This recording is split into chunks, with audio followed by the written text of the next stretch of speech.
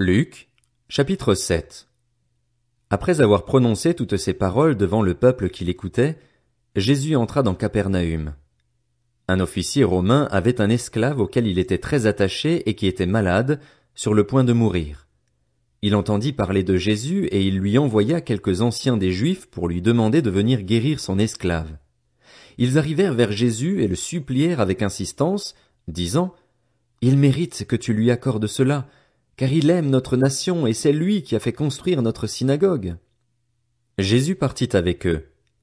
Il n'était plus très loin de la maison quand l'officier envoya des amis vers lui pour lui dire: « Seigneur, ne prends pas tant de peine, car je ne suis pas digne que tu entres sous mon toit. C'est aussi pour cela que je n'ai pas jugé bon d'aller en personne vers toi. Mais dis un mot et mon serviteur sera guéri. En effet, moi aussi je suis un homme soumis à des supérieurs et j'ai des soldats sous mes ordres. Je dis à l'un: pars, et il part, à un autre: viens, et il vient, et à mon esclave: fais ceci, et il le fait. » Lorsque Jésus entendit ces paroles, il admira l'officier et, se tournant vers la foule qui le suivait, il dit: « Je vous le dis, même en Israël je n'ai pas trouvé une aussi grande foi. » De retour à la maison, les personnes envoyées par l'officier trouvèrent l'esclave qui avait été malade en bonne santé.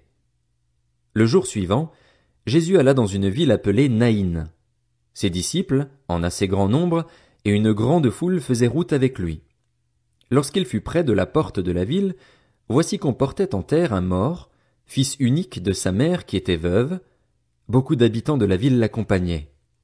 En voyant la femme, le Seigneur fut rempli de compassion pour elle et lui dit: « Ne pleure pas. » Il s'approcha et toucha le cercueil. Ceux qui le portaient s'arrêtèrent. Il dit: « Jeune homme, je te le dis, lève-toi. » Et le mort s'assit et se mit à parler. Jésus le rendit à sa mère. Tous furent saisis de crainte et ils rendaient gloire à Dieu en disant: « Un grand prophète a surgi parmi nous. » Et « Dieu a visité son peuple. » Cette déclaration sur Jésus se propagea dans toute la Judée et dans toute la région. Jean fut informé de tout cela par ses disciples. Il en appela 2 qu'il envoya vers Jésus pour lui dire: « Es-tu celui qui doit venir ou devons-nous en attendre un autre ?»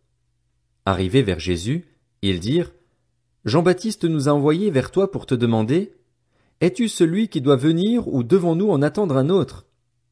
À ce moment-là, Jésus guérit de nombreuses personnes de maladies, d'infirmités et d'esprits mauvais, et il rendit la vue à bien des aveugles. Puis il leur répondit: « Allez rapporter à Jean ce que vous avez vu et entendu.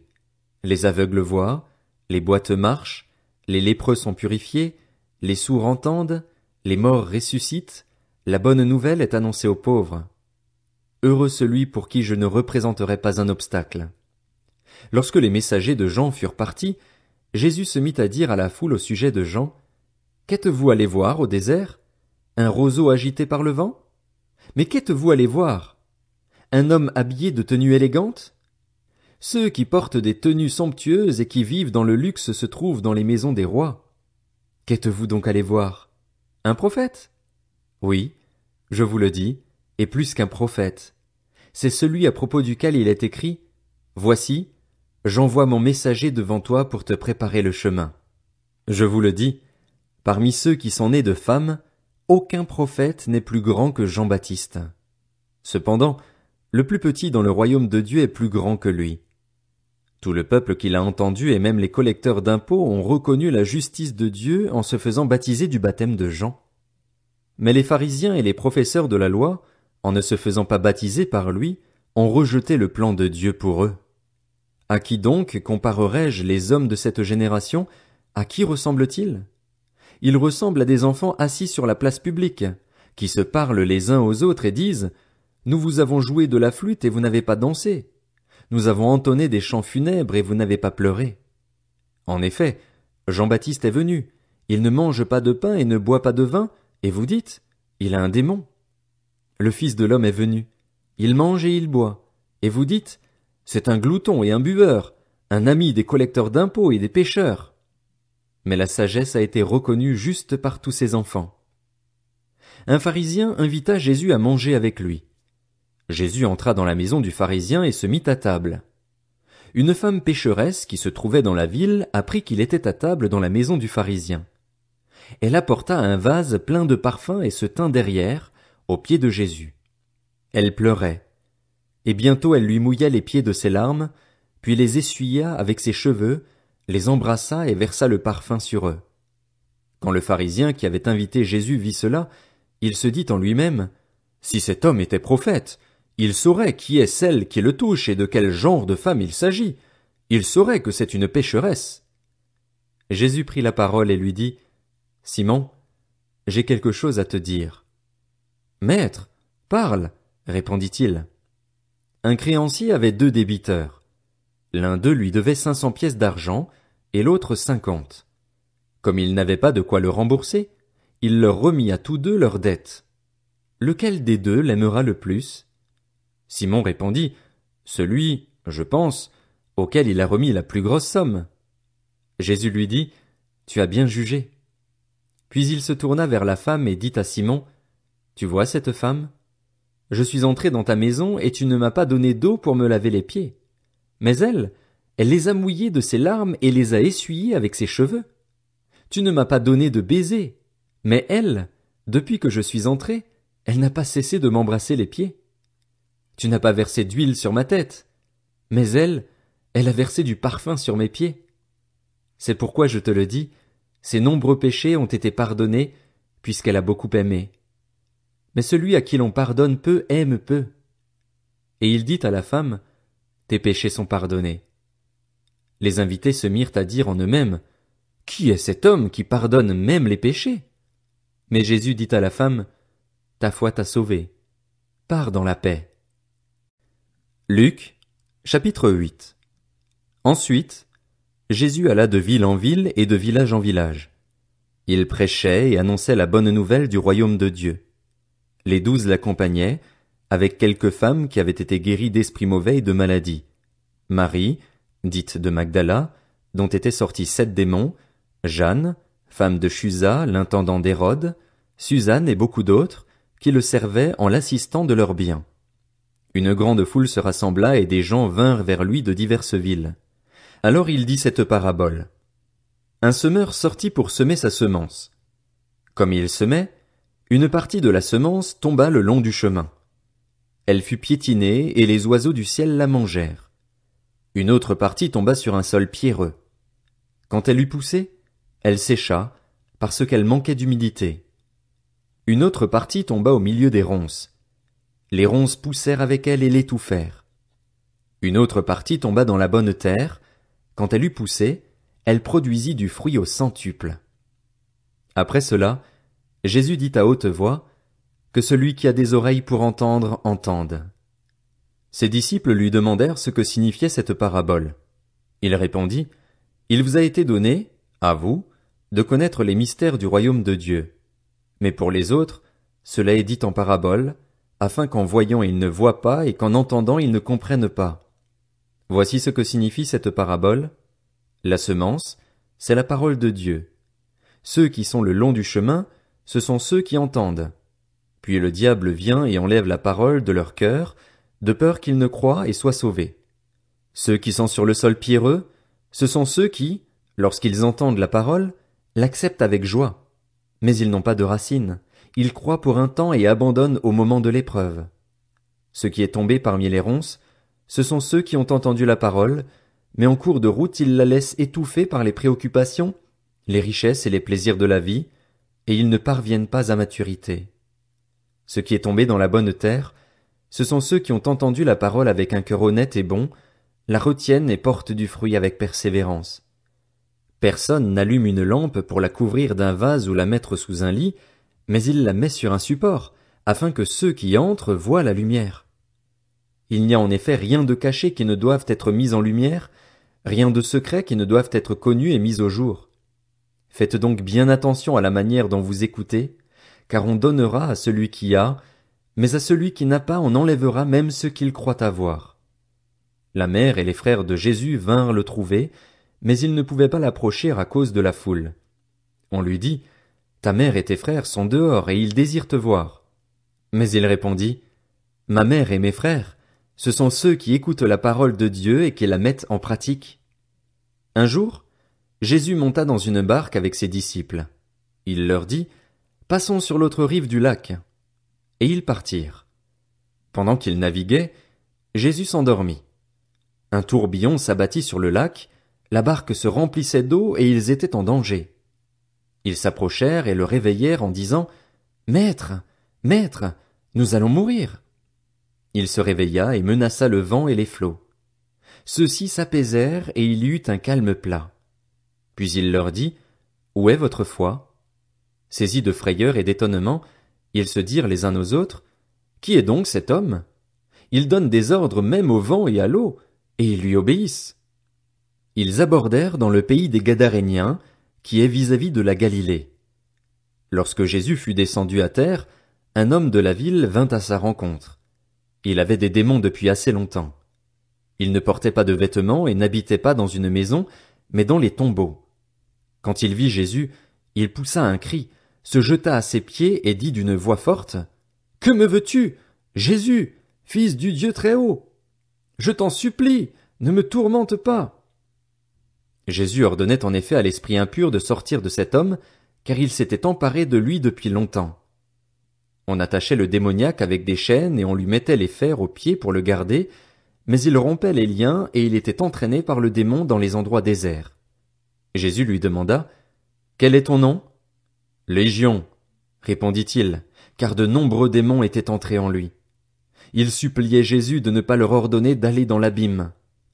Il y avait là, sur la montagne, un grand troupeau de porcs en train de chercher à manger. Les démons supplièrent Jésus de leur permettre d'entrer dans ces porcs.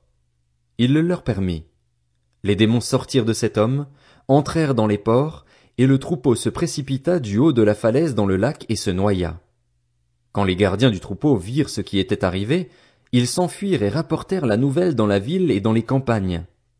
Les gens allèrent voir ce qui était arrivé. Ils vinrent vers Jésus et trouvèrent assis à ses pieds l'homme dont les démons étaient sortis. Il était habillé et dans son bon sens.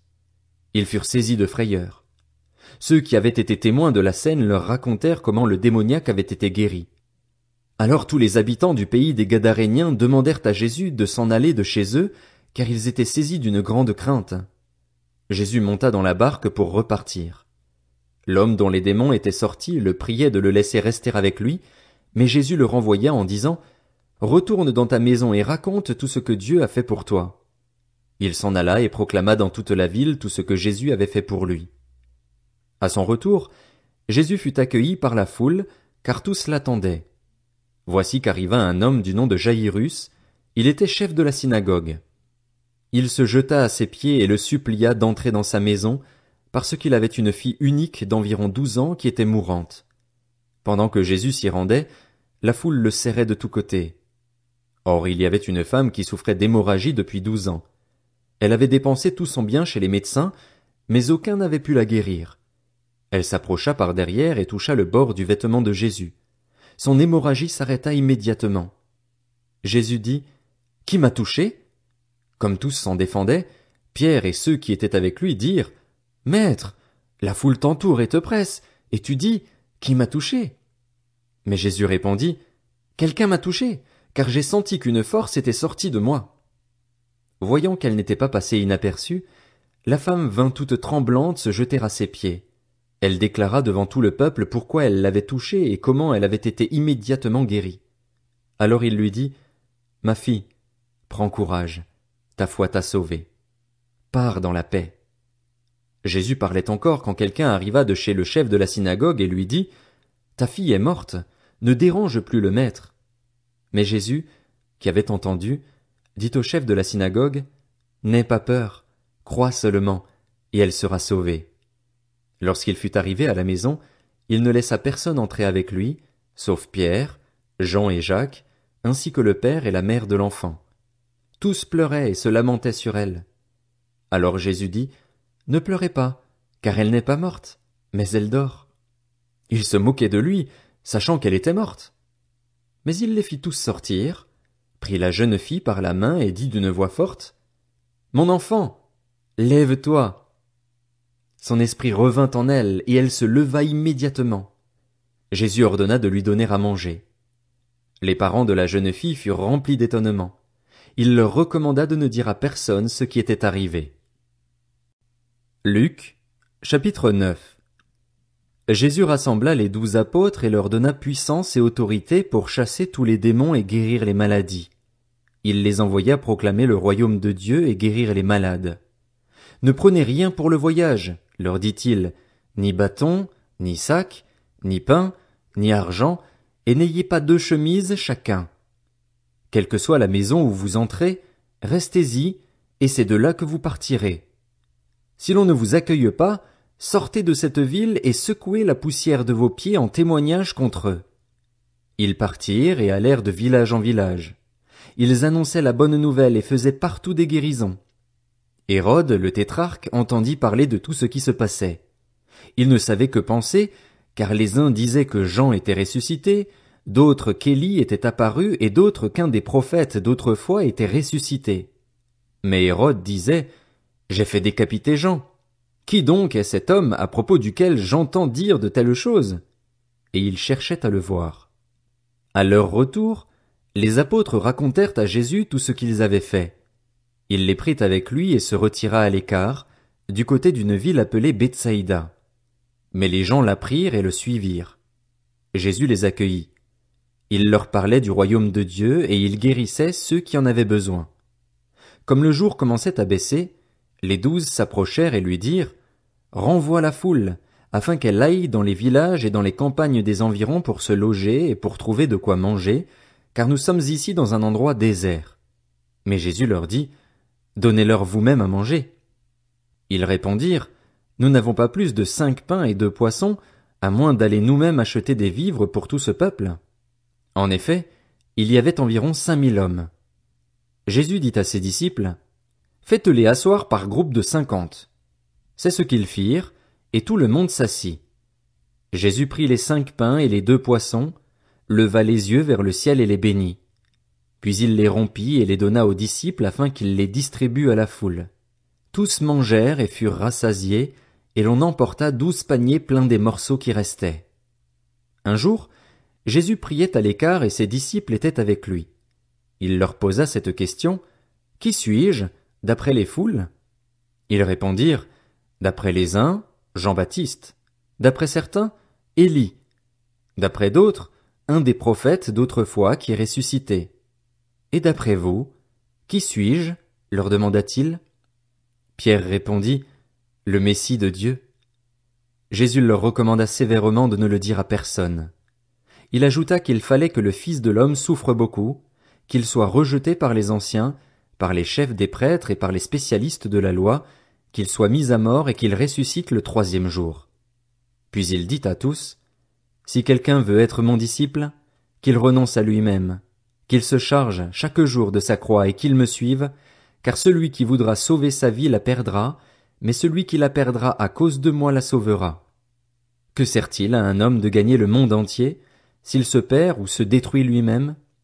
En effet, celui qui aura honte de moi et de mes paroles, le Fils de l'homme aura honte de lui, quand il viendra dans sa gloire et dans celle du Père et des saints anges.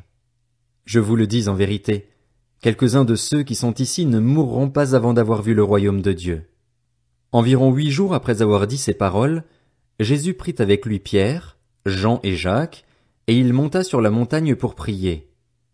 Pendant qu'il priait, l'aspect de son visage changea et son vêtement devint d'une blancheur éclatante. Et voici que 2 hommes s'entretenaient avec lui. C'étaient Moïse et Élie. Apparaissant dans la gloire, il parlait de son prochain départ qui allait s'accomplir à Jérusalem. Pierre et ses compagnons étaient accablés de sommeil, mais, restés éveillés, ils virent la gloire de Jésus et les 2 hommes qui étaient avec lui. Au moment où ces hommes se séparaient de Jésus, Pierre lui dit, « Maître, il est bon que nous soyons ici. Faisons 3 abris, un pour toi, un pour Moïse et un pour Élie. » Ils ne savaient pas ce qu'il disait. Il parlait encore quand une nuée vint les couvrir. Les disciples furent saisis de frayeur en les voyant disparaître dans la nuée. Et de la nuée sortit une voix qui dit, « Celui-ci est mon fils bien-aimé, écoutez-le. » Quand la voix se fit entendre, Jésus se retrouva seul. Les disciples gardèrent le silence et, à cette époque-là, Ils ne racontaient rien à personne de ce qu'ils avaient vu. Le lendemain, lorsqu'ils furent descendus de la montagne, une grande foule vint à la rencontre de Jésus. Alors, du milieu de la foule, un homme s'écria, « Maître, je t'en prie, jette les regards sur mon fils, car c'est mon fils unique. Un esprit s'empare de lui et tout à coup il pousse des cris. L'esprit le secoue violemment, le fait écumer et le quitte à grand-peine, après l'avoir tout brisé. J'ai prié tes disciples de le chasser et ils n'ont pas pu. » Génération incrédule et perverse, répondit Jésus, jusqu'à quand serai-je avec vous et devrais-je vous supporter? Amène ton fils ici. Tandis que l'enfant s'approchait, le démon le jeta par terre et le secoua violemment, mais Jésus menaça l'esprit impur, guérit l'enfant et le rendit à son père. Tous furent frappés par la grandeur de Dieu. Alors que chacun s'émerveillait de tout ce que faisait Jésus, il dit à ses disciples, « Quant à vous, écoutez bien ceci. Le Fils de l'homme doit être livré entre les mains des hommes. » Cependant, ils ne comprenaient pas cette parole. Elle était voilée pour eux afin qu'ils n'en saisissent pas le sens, et ils avaient peur de l'interroger à ce sujet. Ils eurent une discussion entre eux pour savoir lequel parmi eux était le plus grand. Jésus connaissait la pensée de leur cœur. Il prit un petit enfant, le plaça près de lui et leur dit, « Celui qui accueille en mon nom ce petit enfant, c'est moi-même qui l'accueille, et celui qui m'accueille accueille celui qui m'a envoyé.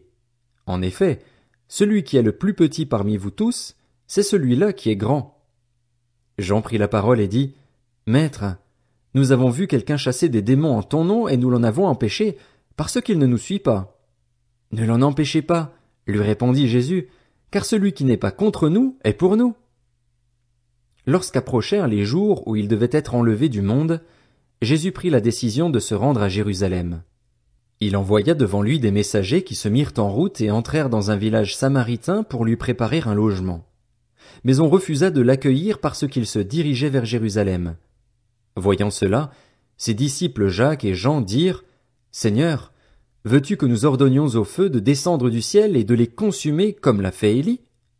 Jésus se tourna vers eux et leur adressa des reproches en disant, « Vous ne savez pas de quel esprit vous êtes animés. En effet, le Fils de l'homme n'est pas venu pour perdre les âmes des hommes, mais pour les sauver. » Et ils allèrent dans un autre village. Pendant qu'ils étaient en chemin, un homme lui dit, « Seigneur, je te suivrai partout où tu iras. » Jésus lui répondit, « Les renards ont des tanières et les oiseaux du ciel ont des nids, mais le Fils de l'homme n'a pas un endroit où il puisse reposer sa tête. » Il dit à un autre, « Suis-moi. » Il répondit, « Seigneur, permets-moi d'aller d'abord enterrer mon père. » Mais Jésus lui dit, « Laisse les morts enterrer leurs morts et toi, va annoncer le royaume de Dieu. » Un autre dit, « Je te suivrai, Seigneur, mais permets-moi d'aller d'abord faire mes adieux à ceux de ma maison. » Jésus lui répondit, « Celui qui met la main à la charrue et regarde en arrière n'est pas fait pour le royaume de Dieu. »